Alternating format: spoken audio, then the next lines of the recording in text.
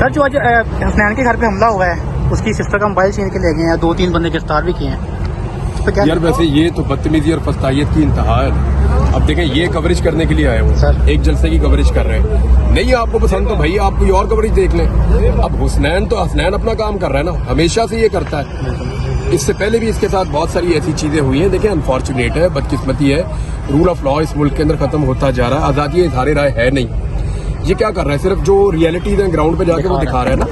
یہ بتا رہا ہے کہ یہاں پہ اتنے لوگ پہنچ گئے ہیں, اتنے لوگ آ رہے ہیں, یہ جلسہ گاہ ہے, یہ تیاریاں ہو رہی ہیں, فلاں فلاں رہنما آ رہے ہیں. تو ایکچولی جلسے کی کوریج ایسے ہی ہوتی ہے. مین اسٹریم میڈیا پہ پاکستان تحریک انصاف کو بلیک آؤٹ کرتے ہیں, ان کا جلسہ دکھانے نہیں دیتے. اور جو آپ کا سوشل میڈیا ہے, جب اس کے اوپر کچھ لوگ کام کرتے ہیں تو اس سے یہ پرابلم ہو جاتی ہے. اب قصور صرف اس کا اتنا ہے کہ اس کا گھر پنجاب میں اور پنجاب کی وزیر اعلیٰ مریم نواز ہے, بس یہ قصور ہے. یعنی اور تو کوئی قصور نہیں ہے نا.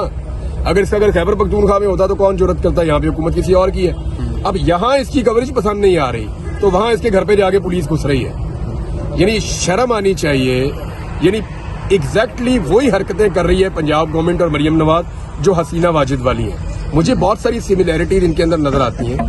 یعنی مجھے ایسا لگتا ہے, یعنی مجھے یہ فیل آتی ہے کہ جیسے حسینہ واجد تھی, انہیں لگتا تھا ان کے باپ کا ملک ہے, انہیں لگتا تھا وہ جو مرضی کریں گی, انہیں لگتا ہے کہ وہ اقتدار کا حق لے کر پیدا ہوئی ہیں, انہیں لگتا ہے کہ وہ فستائیت کر سکتی ہیں, ظلم کر سکتی ہیں, جبر کر سکتی ہیں اور کوئی انہیں روکنے والا نہیں ہوگا.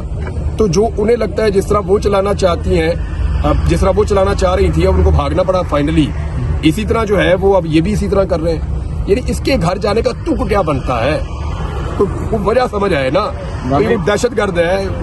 آپ نے کیا کیا اور کچھ نہیں. پولیس آج گئی, پولیس کہہ رہی ہے کہ ساری ویڈیوز ہم ڈیلیٹ کروائیں گے جو لوگ ساتھ گئے ان کے, اور اس کے علاوہ اپنے بھائی کو پیش کروں. باقی جو لوگ لے کے گئے ہیں میرے فیملی, آپ کو مقدمہ ہے, میرے کو کوئی ایف آئی آر کی کاپی دی انہوں نے, کوئی نہیں, کوئی وارنٹ دکھایا انہوں نے, کچھ بھی نہیں دکھایا. کیوں پیش کرو. یعنی یہ میرے خیال میں اس کو روکنا چاہیے یہاں پہ اس سلسلے کو.